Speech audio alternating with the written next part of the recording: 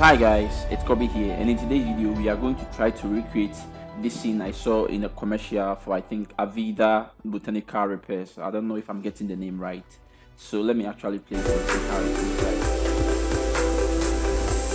like. So it's just where you can see the spheres are circling around this brown stem or some sort of a strand, right? Yeah, and it's very simple and basic, so I thought like I could simply show how something like this can be done easily in Cinema 4D. So let's actually go ahead and see how we will do it in Cinema 4D and add lights and materials to render it in Redshift. So I'm in Cinema 4D and this is Cinema 4D R25. So we are straight away going to start creating the object. So the first thing we are going to create is the middle part, which will guide us how our spheres will be circling around the object. So the brown thing in the middle, we are going to use a simple spline and sweep nerve to create it. So I want to create a straight line, and me creating a straight line, what I usually use is the helix. So I'll create a helix and I'll come to its attribute manager down the plane. I'll change the axis to XZ axis, and now on the start radius I'll set it to 0, and the end radius as well I'll set it to 0. You can see it's creating a straight line for us. So I'll increase the height of the spline. I'll do it like 1002, right? And I'll create a circle, and I'll reduce the radius of the circle to say 60. So after that I'll create a sweep net or a sweep basically. Then I'll select the 2 and make the 2 a child of the sweep. So you can see it's creating this object for us. So you make sure in the sweep, you make sure the circle comes before the helix, because we are sweeping it's the helix that we are sweeping the circle on. So now we want a bit of randomness, or like this is the helix is too straight, so maybe sometimes you can actually change the radius to maybe 2 or something, the start radius and the end radius, to give it a bit you can see now there's a bit of it's not that straight. If you like, you can actually also use something like a deformer, like a display deformer, or even the random, to give it this once. So yeah, for now let's leave it this way. Later we will come back to it if you want to do anything. Now the next thing we want to create is the path which the circles the spheres will be moving around the middle part, right, along the sweep that we've created. So we need some path to direct our spheres to move around, and we are going to use a helix again. So I'll come and create another helix. So I'll come into the splines and I'll create a new helix, same way, attribute manager, and I'll change it the plane to XZ. So this time I'll increase the height a bit, so you can see now the helix is moving around our sweep object. So I'll increase the height as well to like say the 1002, right? And now the angle, right, I'll increase the angle of the end angle of the helix a bit. So basically this is going to be our first spline that's going to direct our spheres which part it should move on. Maybe I can even increase the width of or the start and end radius, so I can set it like increase the radius to 300 and the end one as well 300, so that it will be a bit wider, right? So this is which the path our spheres are going to move along. So now let's go ahead and create our spheres. So I'll come in here and I'll create a normal sphere, right? I'll make it a little bit smaller to say 20, right? And I'm going to create a Mograph cloner. I'll make the sphere a child of the cloner, right? And now we can see, let me actually first of all hide the sweep. So I'll make the sphere a child of the cloner, and you can see it's cloning our object. Right, in the clone, we select the clone, come to its attribute manager, and we change the mode to objects. And the object we want to clone on is the helix that we've created.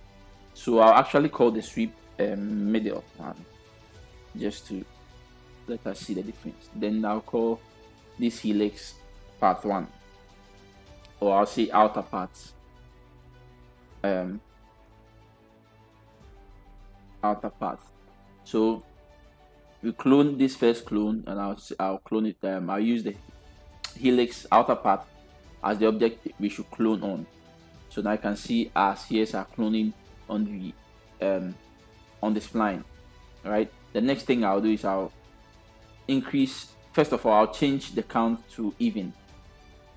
All right. So in the distribution, I'll change it to even, and now I'll increase it, the count. That's basically, so 150 will be fine. 150 for now will be fine. And with the sphere, you can see like we want a bit of randomness, so we can actually select it and come to our random effector, Mograph effectors and random. You know, we don't want to randomize the position for now. We'll leave it just the way it is. So I'll uncheck position, and the scale that I want to randomize, so I'll actually use uniform scale, and I'll randomize it by 1. Now you can see we have some randomness in the object. I'll change the mean. I'll come to the min and max to actually reduce, so that it doesn't, some of the sphere don't get so small. If you want it a bit smaller, you can actually create another copy of the sphere in the clonal object, and I'll reduce that one to like say 10, so that we have smaller ones in there. And maybe I can even increase the count to 200. All right, so we have enough spheres on our spline. So now we are cool. The next thing is in the cloner, we come down to the attribute manager, and down, because we are cloning on a spline, it gives us this thing called rate down here. So if I should increase the rate to say any amount and hit play, you can see our spheres are moving along the spline. So I'll reduce it to, let's say 9, and see, maybe 5 will be fine. I don't want it to be that fast, because in the video it's not that fast, so fine for now. 5 for now, it's okay. Then the next thing is down here, you can see we have rate variation, so everything is moving on the same, like at the same pace, right? So with the rate variation, it changes it a bit. If I increase the variation to like say 20, see some goes faster than others, right? If you like, for now I'll leave the variation on 0, and now I'll come back to it later. The next thing we want to do is they are intersecting, and even in the video you can see they are not like thing like this. They are, you can see they are sort of come together on a path. It's not like all of them on the same thing. And how to do that is for them not to collide. We right click on the clone, come to simulation, and add rigid body to the clones. Right, we add rigid body to the clones, and now if we hit play, something happens, everything explodes. We don't want that to happen, but we want it to follow. Actually, we want it to follow our path, right? So what we will do is in the rigid body, we come to forces, and you see force it to follow the position that you've set for it. So we set it to like say 5. Follow position. You set follow position to like 5 and hit play, and see now it's forcing to stay on that position, right? And following the movement that we set, which is the rate we set on the clonal object, right? So now everything is moving smoothly. Let's increase the frame so that it don't keep going back and forth. So everything is moving on the path like the way we would want it. Maybe some of the spheres are a bit, I think it's okay. Maybe I can increase them, so now I can come to the clone and even set it to like say 300, and it's quite fast, so wouldn't slow down too much if I hit play. Everything is moving very smooth. So you can see everything is moving smoothly, right? So now let me go into the clone, and now I'll change the variation, because everything is moving very linearly, which is fine, but in some case you want it to be a bit dynamic, some moving faster than others. So I'll now come to the rate and change the variation. You can see now there's a bit of randomness in it, because some are trying to move faster and now colliding with others and stuff like that. So yeah, you can play around a bit with the rate to get a bit of dynamics in the movement of the spheres, right? So now I can bring back my sweep and you can see it's moving smoothly around it. If we think it's too close, you can actually where is the original one, the video that I was showing? So you can actually bring it and you can see. Let's hit play. Let's bring it back a bit and hit play. It's too. Let's hit play to see what's going on here. Ours is fast, but I think, you know, the directions are different, but I mean it's literally basically the same. You can actually flip the directions if you want. So now the next thing is in the video. Where is it? You can see we have one directly close to the stem. I'll call it stem, the middle thing. I'll call it stem, the brown thing, right? Directly, you know, on the brown surface, moving on that. And simply we can do the same thing using the same setup. So what all I have to do is to come in here and I'll say the outer part I'll copy, take a duplicate, and I'll call it inner. Say inner part, right? And I'll create another copy of the clone, this clone. So I'll call this clone outer, and I'll create another one which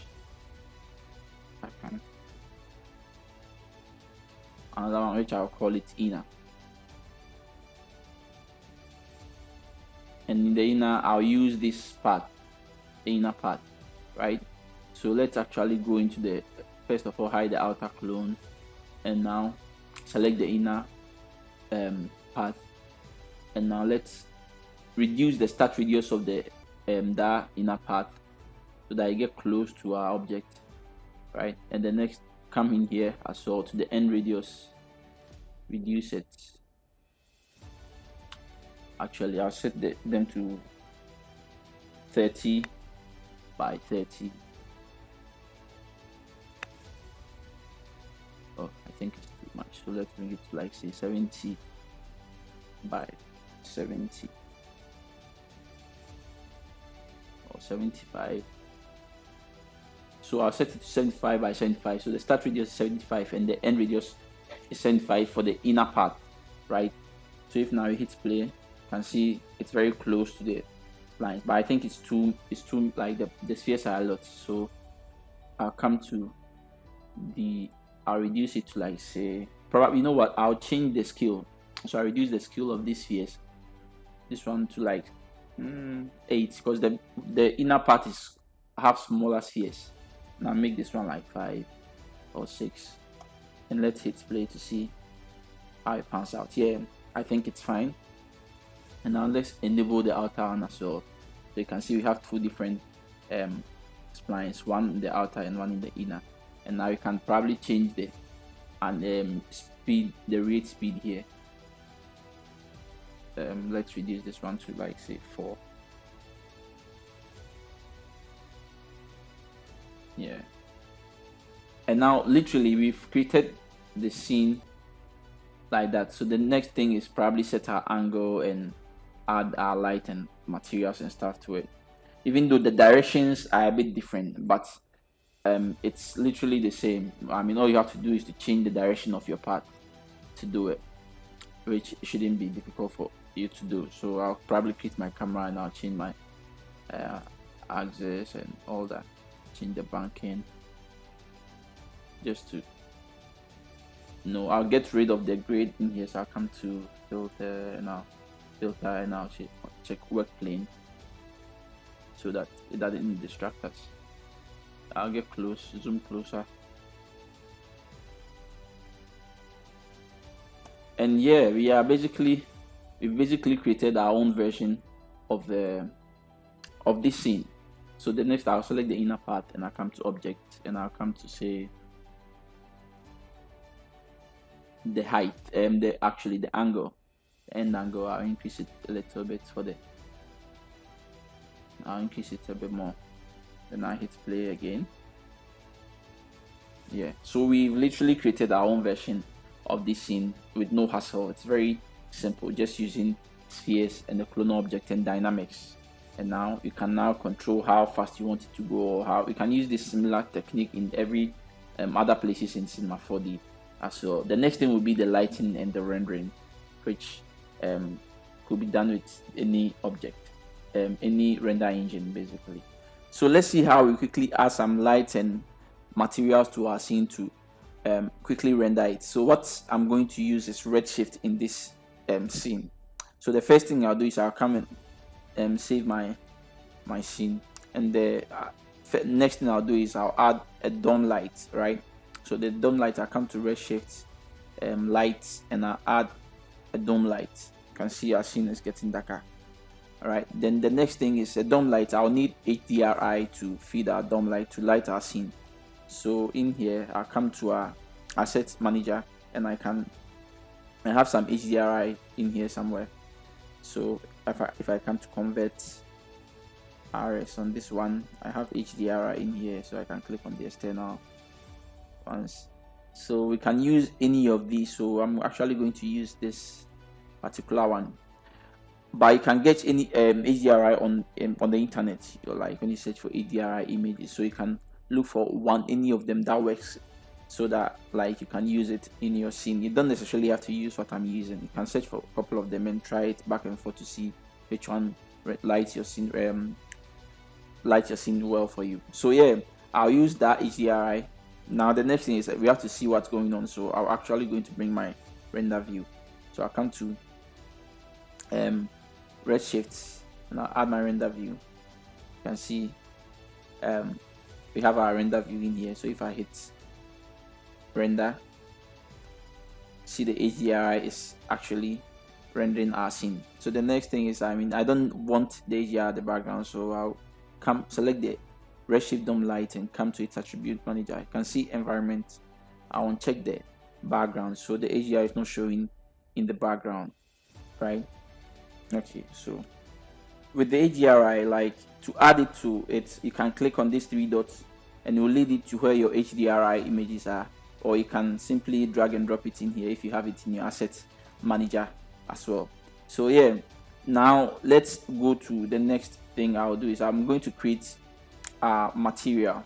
So I'll come in here, click on the material corner here, and it will bring back our material manager. So now we can create our material. So I'll come to create, see redshift, and I'll create a redshift material. All right, and I'll apply it to my clones. I'll apply it to the 2 of them because they are all the same. Yeah, so I just applied it to one, hold control and drag it to copy it to this one. So that's how you apply it to the two. So if I hit render again, you can see it's adding some grayish look color to our scene. That's our material. So now let's double click on the material to actually start changing stuff like the colors and stuff. So I'll double click on the material, and I'll open this tab for us basically. So it's like an espresso tab which we are going to use to color our material. So if you watch in the video original one, even though we have a yellow color, but it's shades, so some are very like deeper, some are very lighter, fading to like whitish and stuff like that. So yeah, we are going to use the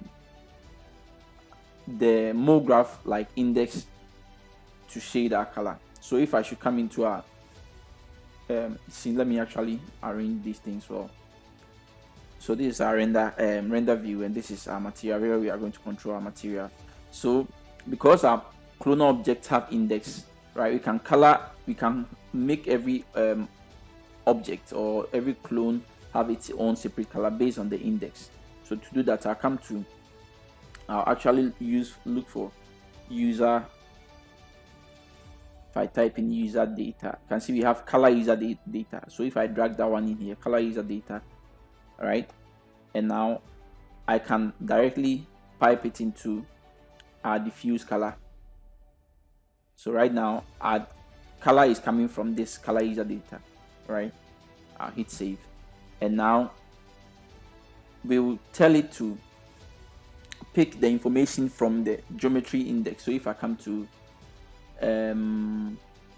object geometry index, right? You can see now it's giving every object a different color basically. So it's now giving us but it's not giving us the yellow, the shades of yellow that we want. So now we have to control it ourselves. So now the thing, we are going to create a ramp node. So ramp, which is like a gradient, but in this situation, if it's set to auto or alt, it basically acts like a tint shader. So it sets everything to black and white based, or sets everything to the color based on the gradient we have here in the ramp down here.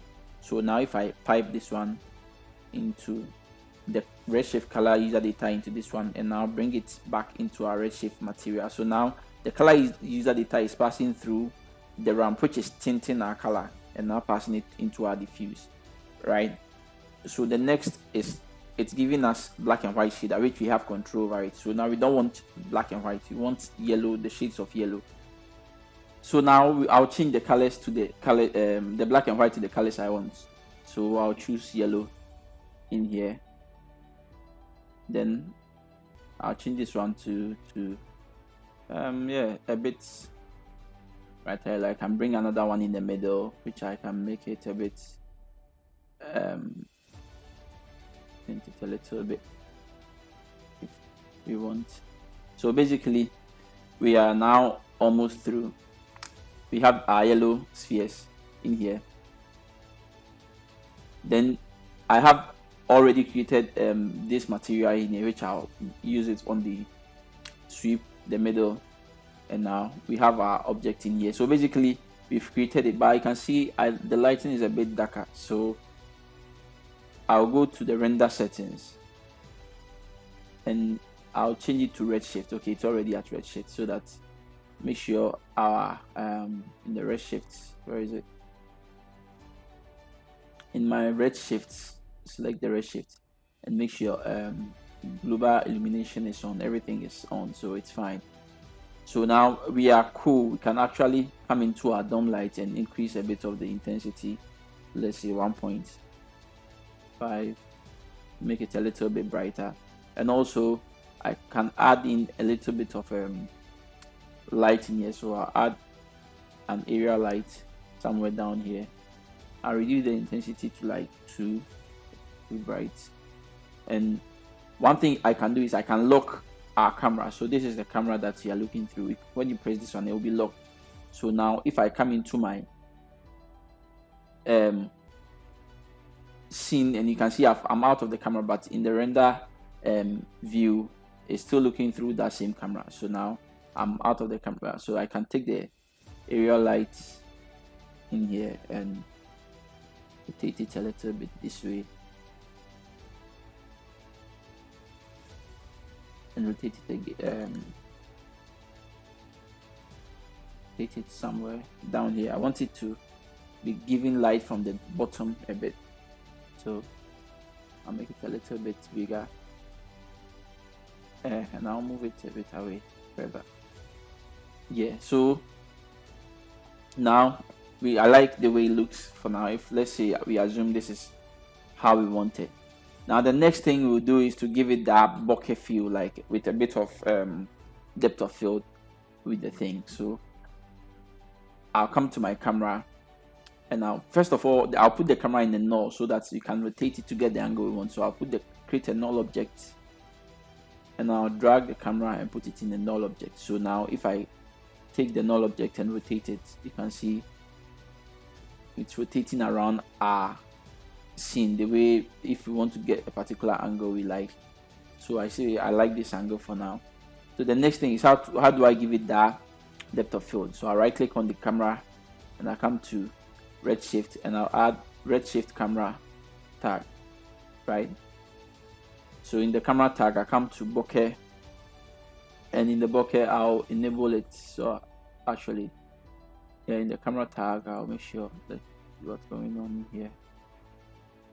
Make sure enable it here. So override and enable it.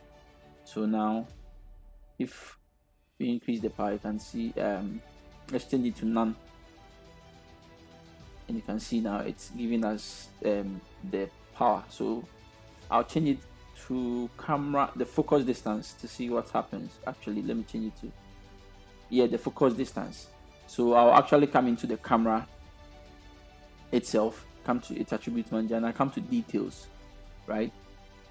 First of all, I'll zoom out of the, I'll get out of the camera so that we see what's happening. So this is the camera's focus distance is the 2000, right? But we are going to set it the way we want it. So I'll come to the details and I'll enable depth of field. You can see you have depth of DOF map front and DOF map back. So you can see it's giving us some extra lines in the reach. So this is the front, so we can use this one to determine where our camera should, the depth of our camera should be, and where it should be off and all that. So we can in here drag it a bit back. Now push this one in somewhere here, and now push this one back a little bit. So I think let's see what happens for now. I